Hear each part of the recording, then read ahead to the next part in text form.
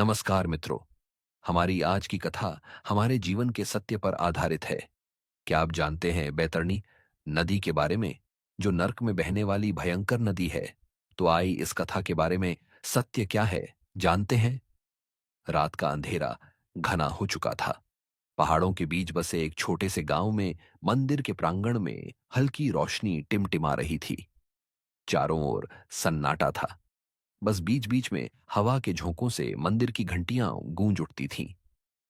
गांव के बुजुर्ग, युवा और बच्चे सभी वहां एकत्रित थे। आज बाबा सत्यनारायण उन्हें एक ऐसी कथा सुनाने जा रहे थे जिसे सुनकर उनकी रूह कांप जाएगी, उनकी आत्मा मृत्यु के बाद की यात्रा को महसूस करेगी। बाबा ने गहरी सांस ली, अपनी आंखें बंद कीं और एक रहस्यमयी स्वर में बोले, बच्चों, क्या तुमने कभी सोचा है कि जब कोई मरता है तो उसके साथ क्या होता है? आत्मा कहाँ जाती है? क्या मृत्यु ही अंत है या फिर यह एक नई यात्रा की शुरुआत? और क्या है बैतरणी नदी का रहस्य? आज मैं तुम्हें गरुड़ पुराण में वर्णित उस रहस्यमयी यात्रा के बारे में बताने जा रहा हूं, जो मृत्यु के बाद आत्मा तय करती है। इस यात्रा में भय है, रोमांच है, न्याय है और अंततः मोक्ष का रहस्य भी छिपा है। यह यात्रा शुरू होती है मृत्यु से और समाप्त होती है पुनर्जन्म या मोक्ष पर। जब मृत्यु का समय आता है तो व्यक्ति को आभास होने लगता है कि कुछ अनहोनी घटने वाली है। उसकी आंखें किसी अनदेखी दुनिया को देखने लगती हैं। उसका शरीर ठंडा पड़ने लगता है। जैसे ही अंतिम सांस टूटती है, आत्मा शरीर से बाहर निकलती है। परंतु यह एक सरल प्रक्रिया नहीं होती। आत्मा के शरीर छोड़ते ही उसे वैसा ही अनुभव होता है जैसा किसी पक्षी को तब होता है जब उसे पिंजरे से अचानक मुक्त कर दिया जाए। वह उड़ना चाहती है, परंतु दिशाहीन होती है।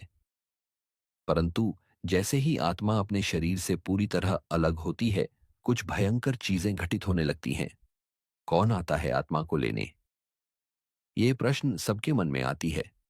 मृत्यु के कुछ क्षण बाद दो शक्तिशाली यमदूत प्रकट होते हैं। इनका आकार विशाल होता है। वे काले वस्त्र पहने होते हैं।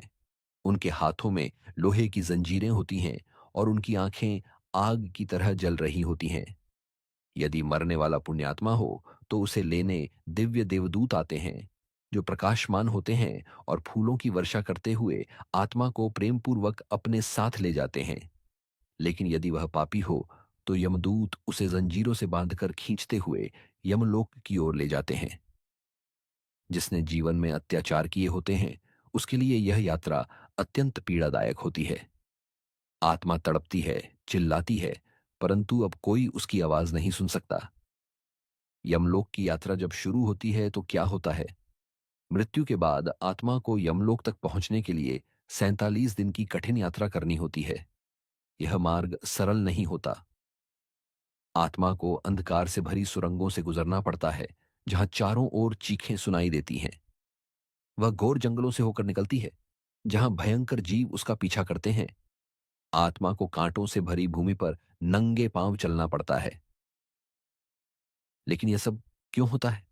क्योंकि यह उस जीवन के कर्मों का परिणाम होता है जो आत्मा ने अपने पूर्व जन्म में किए थे। वैतरणी नदी का रहस्य, पुण्य और पाप की परीक्षा। यमलोक तक की यात्रा के दौरान आत्मा को वैतरणी नदी पार करनी होती है। यह नदी कोई साधारण जलधारा नहीं है। इसमें रक्त, हड्डियां और घातक जंतु भरे होते हैं। यदि आत्मा ने पुण्य किए होते हैं तो उसे एक दिव्य नौका मिलती है जिससे वह आराम से नदी पार कर लेती है। लेकिन यदि वह पापी है तो उसे इस नदी में धकेल दिया जाता है। वहां भयंकर जीव होते हैं जो आत्मा को नोचते हैं। वह चीखती है, छटपटाती है, परंतु कोई उसकी मदद नहीं करता। इसलिए जीवित रहते हुए गौदान और अच्छे कर्म करने को अत्यंत पुण्यदायक बताया गया है, जिससे आत्मा वैतरणी नदी को आसानी से पार कर सके। आखिरकार जब आत्मा यमलोक पहुंचती है तो उसे यमराज के दरबार में लाया जाता है।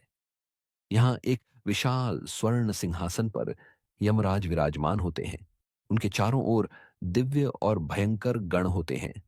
चित्रगुप्त, जो आत्मा के पूरे जीवन के कर्मों का लेखा जोखा रखते हैं, एक विशाल ग्रंथ खोलते हैं और पढ़ना शुरू करते हैं।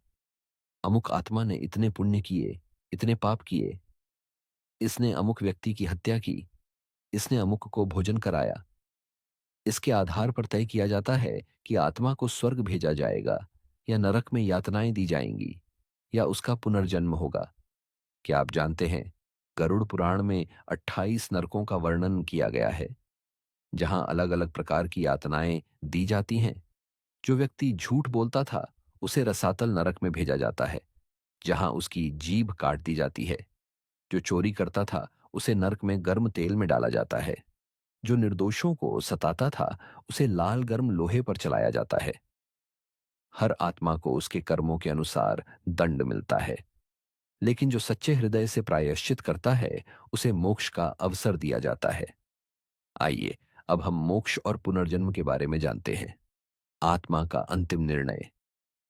जब आत्मा अपने कर्मों का फल भोग लेती है, तब उसे पुनर्जन्म दिया जाता है। यदि उसने अधिक पाप किए होते हैं, तो उसे पशु योनि में जन्म मिलता है। यदि पुण्य किए होते हैं, तो उसे अच्छे कुल में जन्म मिलता है। लेकिन यदि आत्मा संपूर्ण रूप से पवित्र होती है, तो वह मोक्ष प्राप्त कर लेती है और उसे फिर जन्म नहीं लेना पड़ता। मोक्ष प्राप्त करने वाली आत्मा भगवान विष्णु के चरणों में समा जाती है और अनंत आनंद में विलीन हो जाती है। इसलिए हे मानव, जो कुछ भी तू करता है, वह तेरा पीछा करता है। पुण्य करोगे तो आनंद मिलेगा, पाप करोगे तो यातनाएं सहनी पड़ेंगी।